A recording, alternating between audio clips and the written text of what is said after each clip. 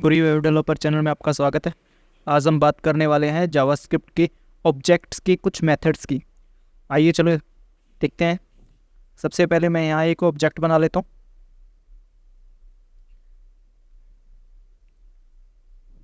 इसमें मैं एक प्रॉपर्टी रखता हूँ नेम में नाम रख लेता हूँ कुछ और कोमा लगाता हूँ, एज कॉलन, फिर ईमेल कॉलन, एक ईमेल आईडी लिख देता हूँ,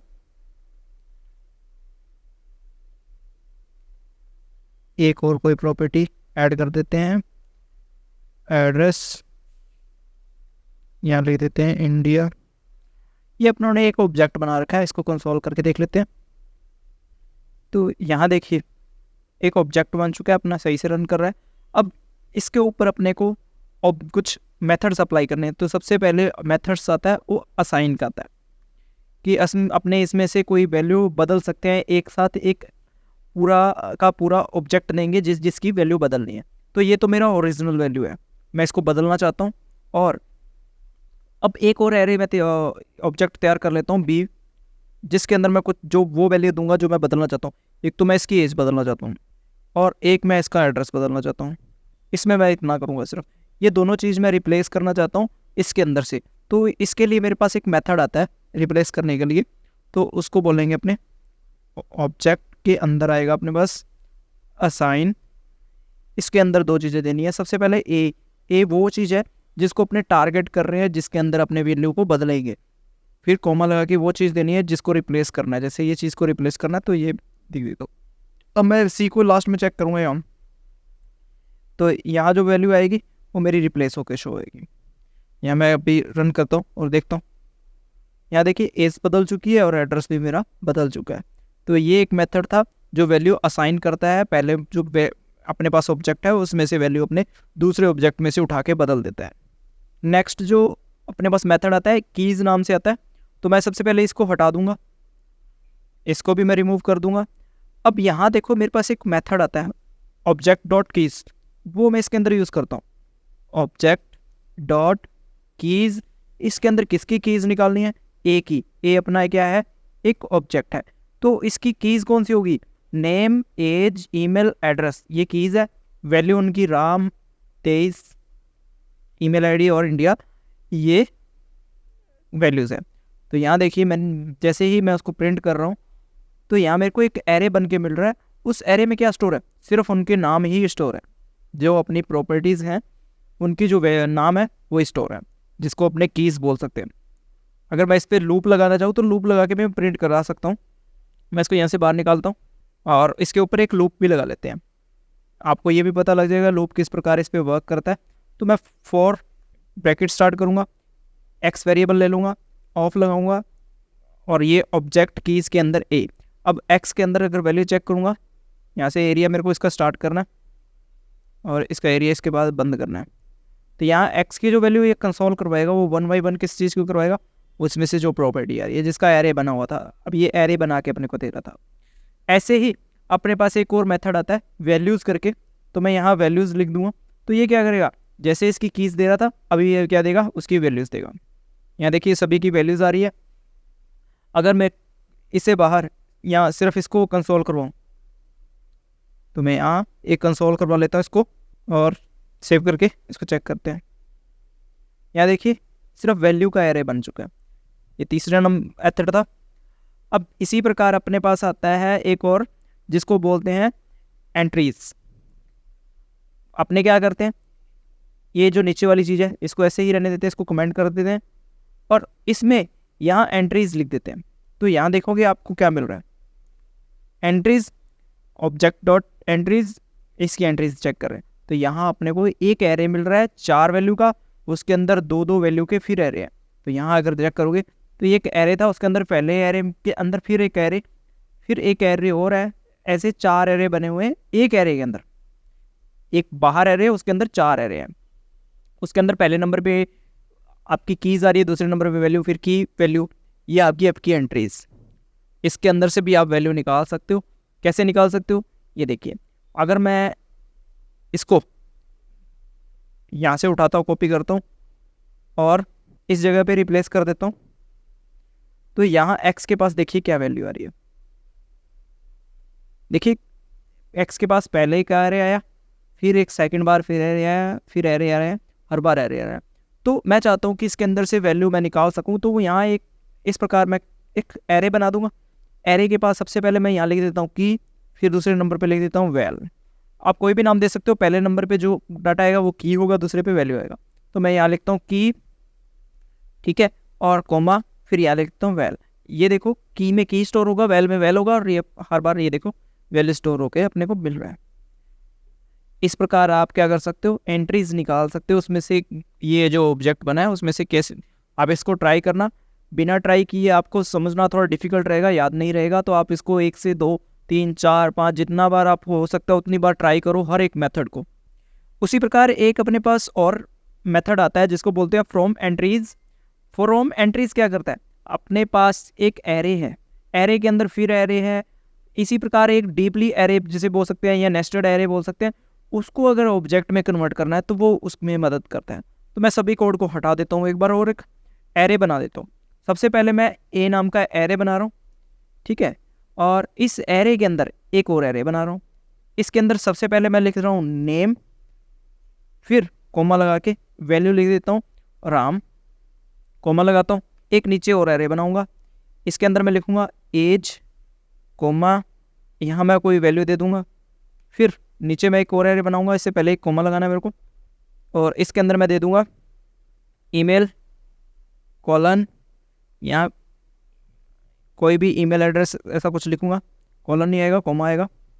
तो यहाँ मैं दे देता हूँ टेस्ट @टेस्ट।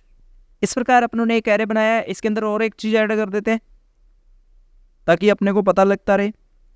तो यहाँ देखिए मैं इसको क्या लिखता हूँ, मैं लिखता हूँ ऐड और कोमा लगा के इसके अंदर एड्रेस IN स्टोर करवा देता हूँ। अब यहाँ इस चीज़ को, ये अपना क्या है, एरे के अंदर एरे बने हुए हैं। एक एरे है, उसके अंदर फिर एक एरे है, फिर एक एरे, उसके अंदर फिर एक और एरे है। 4 एरे बन चुके हैं एक के अंदर। इसको नेस्टेड एरेस बोला जाता है। अब इसको मेरे को ऑब्जेक्ट में कन्वर्ट करना है। अगर मैं इसको डायरेक्ट कंसोल करवा के देखता हूँ तो आपको आराम से पता लगेगा कि ये क्या एरे है।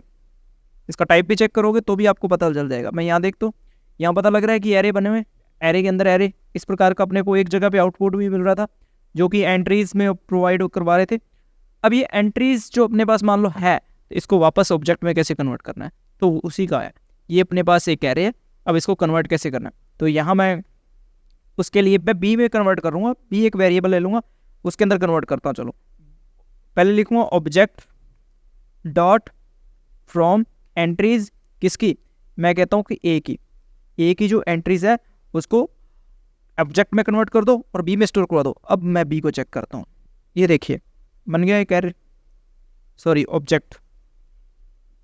आप इसमें से कॉलम देके या किसी प्रकार भी वैल्यू निकाल सकते हो। ये एक ऑब्जेक्ट है, यहाँ देखिए लिखा भी आ रहा है प्रोटोटाइप ऑब्जेक्ट। ये सारे जो इसके प्रोटोटाइप है वो ऑब्जेक्ट वाले ही हैं। इस प्रकार आप एरे से ऑब्जेक्ट बना सकते हो जो नेस्टेड एरे आपका होगा। ऑब्जेक्ट का एक और मेथड अपने पास आता है जिसे बोलते हैं group by. Object dot group by इसको यूज़ करते हैं। इसका यूज़ क्या है, आपके पास मल्टीपल ऑब्जेक्ट्स हैं, आप चाहते हो कि उनको 2 अलग अलग कैटेगरी में बांट दे, तो वो आप इसकी मदद से कर सकते हो। तो सबसे पहले मैं 2 प्रकार का डेटा बना लेता हूँ, मैं फिर वीडियो को कंटिन्यू करता हूँ, वेट कीजिए। देखिए ये मेरे पास एक ऑब्जेक्ट बने हुए हैं। ये ऑब्जेक्ट मैंने एक एरे के अंदर स्टोर करवाए ताकि ये मल्टीपल है। अब ये देखिए मेरे पास ऑब्जेक्ट में क्या डेटा है, प्रोडक्ट, उसके नेम है और उसका प्राइस है। मैं चाहता हूँ कि इनको 2 कैटेगरी में बांट दिया जाए। एक तो कह सकता हूँ कि लो प्राइस, दूसरा हाई प्राइस। लो प्राइस में अपने कह सकते हैं कि जो 1000, 3000, 4000 और 5000 वाली आइटम्स है वो कहाँ चली जाए, लो में। जो हाई है वो 10,000, 8,000, 9,000 जो है वो अलग एरे में बन जाए। दोनों का अलग अलग एरे किस प्रकार आप बना सकते हो, वो आपके पास एक ग्रुप बाय मेथड्स आता है, तो उसकी मदद से। तो सबसे पहले मैं एक बी नाम का एरे बनाऊंगा जिसके अंदर अपने को ये डेटा मिलेगा। तो अब मेरे को लिखना है ऑब्जेक्ट डॉट ग्रुप बाय, और इसके अंदर मेरे को लिखना है जो मेरा एरे का नाम है। यहाँ मेरे एरे के नाम क्या है, ए। अब इसके बाद एक फंक्शन का नाम देना होता है। यहाँ मैं लिखूँगा ए, इसके बाद मैं एक फंक्शन का नाम दूंगा, मैं लिख देता हूँ कॉल फन। मैं कहता हूँ कॉल फन एक मेरा फंक्शन है, उसको कॉल करना। तो मैं इससे पहले एक इस फंक्शन को बना भी लेता हूँ। तो ये फंक्शन है, ये हर एक डेटा फंक्शन के पास जाएगा और चेक करेगा कॉल फन, इसका एरिया स्टार्ट। इसके अंदर मेरे को एक पैरामीटर पास करना है, और कौन सा पैरामीटर आएगा, मैं कहता हूँ कि मेरे को सिर्फ प्राइस चाहिए इसमें से। तो मैंने यहाँ प्राइस लिख दिया। अब यहाँ मेरे को रिटर्न करना है। मैं अगर रिटर्न करता हूँ लो प्राइस डायरेक्ट, अभी मैंने कोई कंडीशन नहीं चेक की, और अब देखो मैं बी चेक करता हूँ। बी में मेरे पास आउटपुट क्या रहा है, या देखिए एक लो नाम का एरे बना, उसके अंदर 7 की 7 आइटम आ चुकी है। कंडीशन तो लगाई नहीं ना ऐसी कुछ भी, तो मैंने सिर्फ ऐसा ही कहा है कि वो रिटर्न कर दो किसमें, लो में। जो भी डाटा है ग्रुप में, ए के पास डेटा आ रहा है, वो किसको भेज रहा है, कॉल को, और वो क्या कर रहा है, उसको एक एरे में जोड़ के रिटर्न करता जा रहा है। पर यहाँ आपने एक कंडीशन लगाएगी। कंडीशन आप इफ से लगा सकते हो, और चाहे आप उससे लगा सकते हो टर्नरी ऑपरेटर से। तो मैं दोनों से लगा के आपको दिखाता हूँ। तो सबसे पहले मैं यहाँ लिखूंगा इफ आपको रिटर्न नहीं लिखना अगर इफ लिख रहे हो, क्योंकि आपकी कंडीशन के अंदर आएगा। अब यहाँ देखो, अगर प्राइस, मैं कहता हूँ अगर प्राइस बड़ा है या इक्वल है 5000 के, कंडीशन समझ आ रही है, अगर प्राइस बड़ा है या इक्वल है 5000 से, तो आपको क्या करना है, उसे हाई प्राइस में जोड़ना है। यहाँ मैं इक्वल हटा देता हूँ क्योंकि अपने पास आइटम कम रहेंगे फिर, तो मैं यहाँ कह देता हूँ, तो रिटर्न करना है आपको क्या, हाई। तो वो किस में चले जाएंगे, अगर प्राइस 5000 से ज़्यादा है तो वो हाई में चल जाएंगे, एल्स क्या करो, उसको वो रिटर्न कर दो किस में, लो में। इसके अंदर लिख दो तो लो। अब मैं सेव करता हूँ और अब वापस जाके चेक करता हूँ। तो मेरे पास देखिए 2 एरे बने हुए हैं, एक हाई का एक लो का, ठीक है। अगर हाई के अंदर चेक करता हूँ तो यहाँ देखिए हाई प्राइस वाले मेरे पास डेटा आ रहे हैं। मैं इसको सही से दिखाता हूँ, देखिए हाई वाले आ रहे हैं, इसी प्रकार मेरे लो वाले अलग हो गए। तो अगर मैं चेक इसको इतना डीपली ना जाकर एक छोटी सी कंडीशन इस प्रकार लिख सकता हूँ। तो मैं यहाँ लिखूंगा रिटर्न प्राइस अगर बड़ा है 5000 से, तो क्या करो आप, एक क्वेश्चन मार्क का निशान आएगा, तो आप शो करवा दो हाई, नहीं तो आप क्या करवा दो, लो। ये इतने से मेरे वो कंडीशन जो इफ एल्स वाली सॉल्व हो गई है। ये टर्नरी ऑपरेटर है, आप इसको भी सॉल्व कर सकते हो। ये देखो सेम का सेम आउटपुट यहाँ रहेगा।